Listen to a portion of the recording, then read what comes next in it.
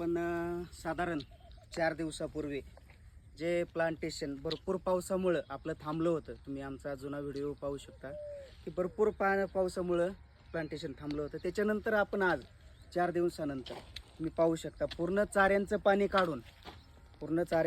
काढून पूर्ण झाडं व्यवस्थित गट्टू त्याचा सेट होतोय का नाही ते पाहून त्याच्यानंतर आज आपण व्यवस्थितपणे प्लांटेशन करत आहे.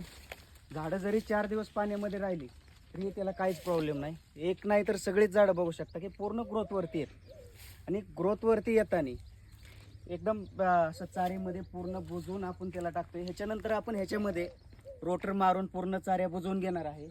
चाऱ्या बुजवून घेतल्यानंतर ते पूर्ण एकदम प्लेन करून देणार. असं नाही की आपण बाबा भरपूर त्रास झाला काय झालं तरी आपण सोडून देत नाही. आपण काय करतो की पूर्ण व्यवस्थितच करून देण्याचा प्रयत्न करतो आणि व्यवस्थित होतच.